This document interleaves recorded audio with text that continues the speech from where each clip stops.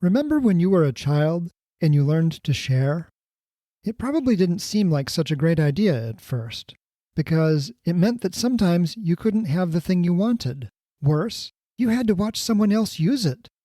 But gradually, we learned that sharing is not only part of life, it makes us richer. When you visited friends, you got to play with their toys for free. When you went to a playground, you could use the swings, slides, and jungle gyms that were way too big and expensive to fit at home. And it was fun to meet and play with the other kids. Or maybe you found a natural playground, a forest, a desert, a creek, a seashore, vast and open to all. Then there's all the stories, songs, jokes, and games of childhood. Once you learned one, you could share it freely. And gradually, over the years, you begin to appreciate all of the things that your caregivers shared freely with you so you could grow up and thrive. Those shared things that make your life richer, they are the commons. And having more of them is the secret to creating wealthy cities. Cities, designed like modern Edens, for economic and ecological abundance. I'm Kev Polk, your guide to Edenicity. Welcome to episode 21, where I'll discuss how to massively increase the wealth of cities by expanding the commons. What are the commons? I went to Wikipedia for help, and the various definitions I found were the common pool of resources or common property, shared resources in which each stakeholder has an equal interest, and in some cases it's a shared resource that is subject to social dilemmas, and we'll get to those dilemmas in a few minutes. Now, as I started to pull materials together for this episode, I at first thought that I knew quite a bit about the commons. But it turns out there's been a lot of work in this area in the past few decades, and there's a lot that's relevant to Edenicity. So today I'm just going to present a few strands of possibility that eventually weave into Edenicity. Okay, let's start with the obvious commons. Think of things like libraries, highways, streets, sidewalks, at least if you're not paying tolls to use them. Public parks. By the way, Hawaii and many other coastal areas hold beaches in common.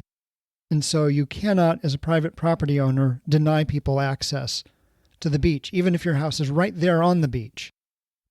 Other obvious commons would include public art or folk arts, such as stories, music, or dances, public schools, expired patents and copyrights. The whole point of patents and copyrights was to encourage people to create and to share their creations so that eventually they would enter into the commons. There are some commonly managed resources such as community gardens, and in many countries there's health care.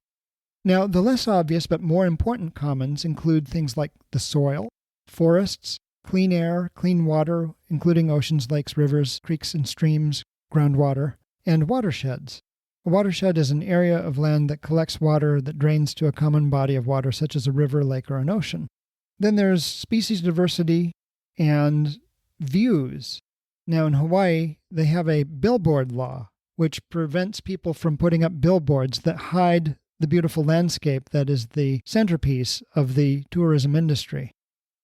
And online, you're probably acquainted with many commons, including Wikipedia, open source software, including Linux, which underlies Apple operating system and Chrome OS, as well as public domain art.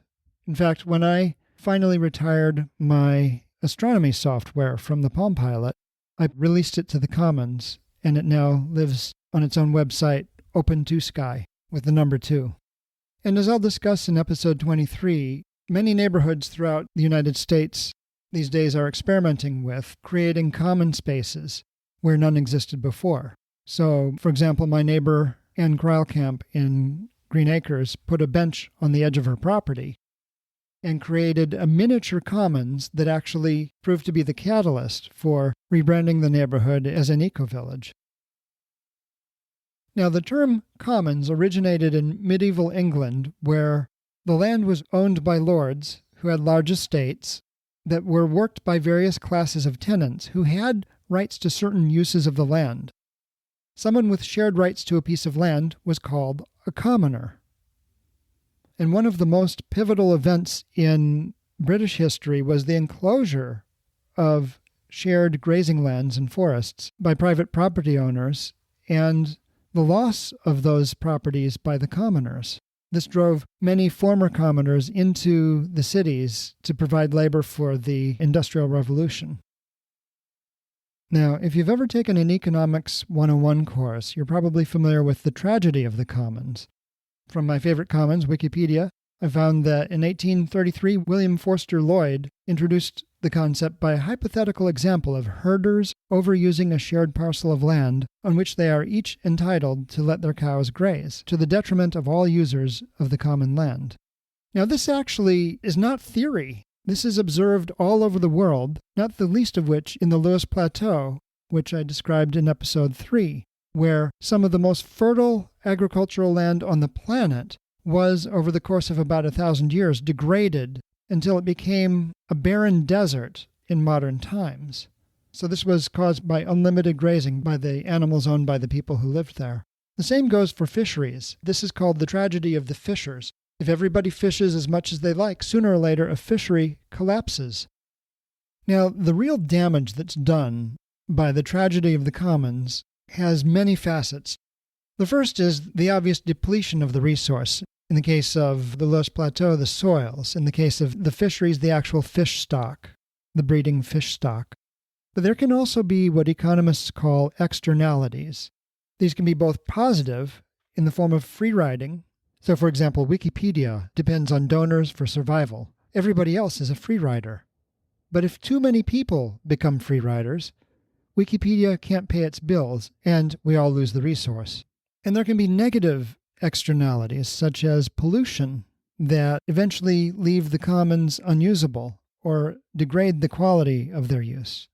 These aspects of the commons were not popular in academia until 1968, when Garrett Hardin published an essay called The Tragedy of the Commons. And in his view, the social dilemmas caused by lack of ownership of the commons would inevitably lead to their failure. By the time I took my Microeconomics 101 course in 1990, it was just seen as a matter of fact that failure to properly assign and presumably establish a market price for property rights in the commons would lead to failure. So basically, if it's free and nobody owns it, then no beneficiary, that is to say no commoner, is going to step forward and individually bear the cost of maintenance. Now, some later commentators have suggested that Hardin's essay confuses the commons with open access, and the commons, as we'll see, are not always open to everybody to use as they see fit. As we'll see in a moment, the commons can be well managed, and later authors, such as Derek Jensen, have correctly called the tragedy of the commons the tragedy of the failure of the commons. Now, if there's a tragedy of the commons, could there be a comedy of the commons? In other words, could there be something about the commons that has a happy ending? Carol Rose, writing in 1986 in the University of Chicago Law Review, argued that yes, indeed, there could be comedies of the commons. Ironically enough, I found her paper in the Yale Digital Commons, even though it bore a University of Chicago copyright. So it's a really interesting paper. I haven't fully digested it, but talking about commerce, including roads and waterways, she comments that, quote, customary doctrines suggest that commerce might be thought of as a comedy of the commons, not only because it may infinitely expand our wealth, but also, at least in part, because it has been thought to enhance the sociability of the members of an otherwise atomized society, end quote. I love her phrase there, an otherwise atomized society. That's the society that I see when I'm riding through almost any neighborhood in America and I see the standalone houses and screens glowing behind drawn curtains. Atomized society is what you have when you don't have commons.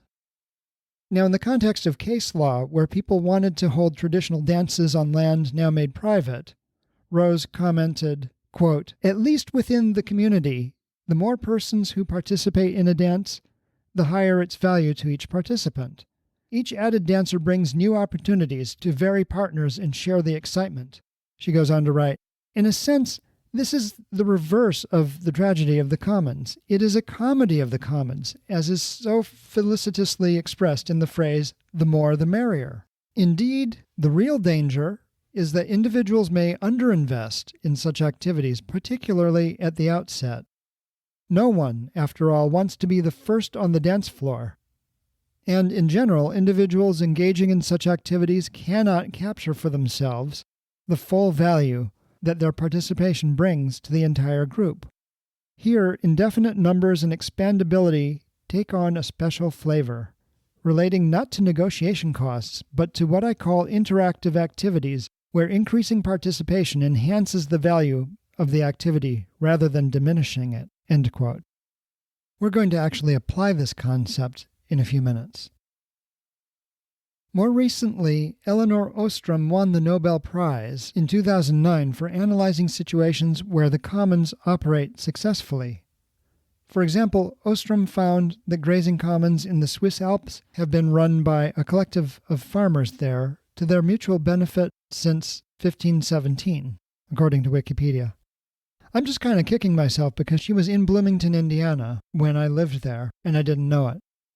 Now, she did a lot of field work and based her findings on field work and on historical research. This gave rise to what's called Ostrom's Law, which is that a resource arrangement that works in practice can work in theory. That's just perfect for our time, because political discourse has become so doctrinaire that it's refreshing to see empirical work assert its rightful place in economics. Ostrom distilled her work to 8 principles for managing a commons that you can find on Wikipedia. And these include such things as defining clear group boundaries, matching the rules to the local needs and conditions, ensuring that those affected by the rules can participate in modifying the rules, having a system for monitoring members' behavior, having low-cost dispute resolution, and, most importantly, building responsibility for governing the common resource in nested tiers from the lowest level up to the entire interconnected system. We'll see the application of that to Edenicity in a moment. So far, we've seen that the commons can have tragedies, they can have comedies, they can be successfully managed, but they can also be raided. And that really describes where we're at today. First of all, the commons can be raided by corruption when a community asset is managed for personal gain. Now, the original feudal robber barons were German lords who charged tolls for using roads or waterways that crossed their lands. The Holy Roman Empire ruled this practice illegal in antiquity. In the 1850s, American political cronies were granted shipping routes at taxpayer expense. Then they turned around and charged the public more, claiming their costs were really high. When Cornelius Vanderbilt started running the same routes at lower cost and high profit without the subsidy, the shippers paid him not to ship.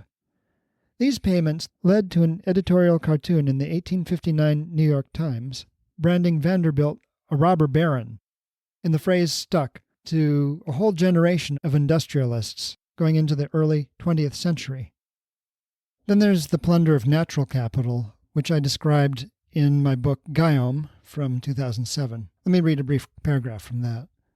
The greatest commons are the world's wild spaces, especially the forests, which do not charge for such services as carbon scrubbing, climate moderation, water purification, and soil maintenance. However, human agriculture, road building, waste disposal, and other activities have removed 90% of the original forests, leaving soils in many areas damaged and vulnerable to erosion. Most of this destruction lurks hidden behind the smiling logos of modern commerce, but it sometimes pokes through in horrifying ways. When healthy forests are cleared, the land bleeds red, orange, and brown. Where there's a buck to be made liquidating the commons, you'll see a lot of roadkill." End quote. If you're familiar with Disney Studios, you know that they have privatized numerous fairy tales, folk tales, and the cultural commons of many lands throughout the world. There have been repeated attempts on the parts of individuals and corporations to extend copyrights out to infinity so that families can create generational wealth that would earn an income forevermore, presumably without taxation, as a permanent asset the way, say, real estate is. There have been efforts to extend patents forever. There have been efforts to buy up all the water rights. And this ties into something that, again, goes back to that Microeconomics 101 course, where we looked at the relative value of diamonds versus water. And although diamonds are much pricier per gram than water, they're much lower value than water. The paradox is resolved by the fact that water is so much more abundant than diamonds. And so some enterprising entrepreneurs have taken this lesson to heart and are now buying up the world's water rights. Fortunately, one of the strengths of permaculture, and hence Edenicity, is the ability to retain and recharge groundwater. I could go on, I've got a long list here, but the point is that large, powerful entities are raiding the commons throughout the world. So let's talk about what it would take to restore and expand the commons. Well, going back to the Los Plateau, which was an example of the classic tragedy of the commons, overgrazing, I detailed in episodes 3 and 10 how this process was reversed in just a short decade by local engagement, local investment, and redesign. Now, the Los Plateau is actually an example of the first of permaculture founder Bill Mollison's 5 identified types of resource. And so this first type would be those resources that increase with modest use. Is that even possible? Sure, for example, grazing and manuring can build soil, unless there's too much of it, in which case you get the catastrophe that happened with the Los Plateau. Other resources that increase in value with modest use include dance halls, which we saw in the Comedy of the Commons, and the digital commons, such as Wikipedia, which can be expanded practically forever without losing any value. The more articles, the merrier. The second type of resource are those that are unaffected by use. This would include songs, stories, even the fruit off of fruit trees. You can harvest all the fruit off of a fruit tree and it's not going to hurt the tree. Now, that being said, this is not an area where we can get by without any management. Without management, there would be less of these resources and they would be lower quality without incentives to create, plant, or maintain, and without rules limiting the use. So paradoxically, there is a basis for rules about using resources unaffected by use, such as copyrights or harvest rights. For example, when I was in Village Homes, my host welcomed neighbors to pick his clementines, but he caught an off-site family stripping his tree bare for market and chased them off. So even though it doesn't hurt the fruit tree to harvest, the residents of that neighborhood had a shared interest in those trees that was exclusive in nature. It gets complicated, doesn't it? All right, the third kind of resource in Mollison's list are those that decrease with use. This would include timber, oil, aquifers, and these must be managed or you lose them. Simple as that. The fourth type of resource is those that degrade if not used. This would include annual gardens, which get weedy or go to seed when they're not tended every day. And finally, the fifth resource type are those that pollute or destroy other resources, such as uranium or arsenic. And the simple rule for permaculture is to simply not use resources in that fifth category. Replace them with resources from the other categories. Now, how do you manage the commons in the city? Well, as I explored in episode 18, you could use circle governance, which tracks the natural structures of the city and the decisions that need to be made at each scale. And in that episode, I gave an example of Buurtzorg, a Dutch company with 9,000 home visit nurses and no managers. Basically, the nurses worked in teams of 10 to 12 and set their own priorities, and it was a huge success. So I believe this model can also be applied to managing the commons of Edenicity. Now, Edenicity could have comedic elements. These are the elements that would increase in value as more people used them, usually because of economies of scale. And this would be things like healthcare, which in Edenicity would be really easy to make free because it would cost a tiny fraction of what it does in today's society for reasons that I get into in episode 4. Basically, people are healthier, so healthcare costs are a lot lower. Education also falls under this category. In his movie Where to Invade Next, Michael Moore describes how schools from preschool through the PhD level in Finland are free, and they are the highest quality in the world. Now, Finland didn't actually set out to compete with anybody in terms of quality of education. Their driving principle was equity. They wanted to be sure that everyone had equal access to an education at any level. The impetus for this was to participate on the global level in the knowledge economy.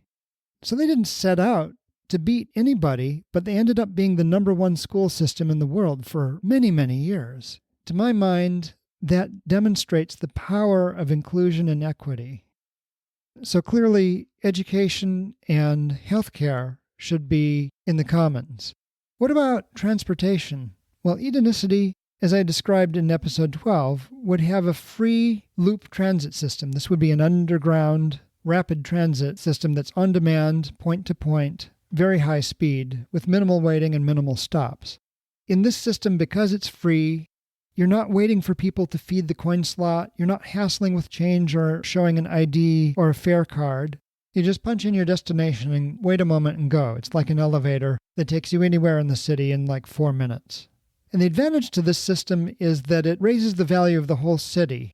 It lets people interact with one another much more conveniently, lets them get around more rapidly. There's far fewer barriers to shopping. There's far fewer barriers to all forms of commerce and interaction. So this is a classic comedy of the commons, and it really should be a free good that's well managed in the public domain. And if free transit seems strange, bear in mind that the very much more costly roads and highways are experienced as free by most of their users. What about those elements that go away with disuse? I'm talking about food production. Now, this is a natural commons on the scale of the block, the village, the town, and the city. And local markets would be the natural mechanism to redistribute surpluses and shortfalls. Now would be a good time to get out the reference design from the link provided in the program notes. In Zone 1 gardens and cafes, you would have a commons managed by all of the buildings in a row of houses. In Zone 2 gardens, the commons would be maintained by all of the rows of houses on a block. Zone 3 broadacre crops and grazing and ponds would be managed by the 24 blocks in a village and possibly in conjunction with the neighboring villages. Zone 4 forests, streams, and creeks would be managed by the 9 villages in a town and would have to involve an interface with the neighboring towns as well, as the forest belts separate the towns. And finally, the Zone 5 restoration landscapes that surround the cities would be a commons that would have input from all 100 towns. And the challenge here would be to invest in restoring surrounding watersheds. This would be land acquisition and management. And at the same time, manage the access and interaction with these environments very carefully, because it's very possible for people to overuse delicate environments. And this would be an example of Mollison's third resource type, those that degrade with use. In his book, Eco-Cities, Richard Register points out that even the most extravagant amenities for pedestrians, including kilometers-long sheltered walks with intricate stone carvings and dancing water features, are far less expensive per person than the ugliest highways. Add to that the free loop transit with commute times of 4 minutes, the free education and healthcare, and daily access to gardens, forests, and your favorite cafe crowd, and Edenicity starts to resemble that childhood playground, only 1,000,000 times better. If you enjoyed episode 21, please be sure to subscribe so you don't miss a show. And if you haven't already done so, please visit the news link at edenicity.com to download a copy of the reference design. And be sure to join me next time when I'll discuss raising children in Edenicity. I'm Kev Polk, and this has been Edenicity.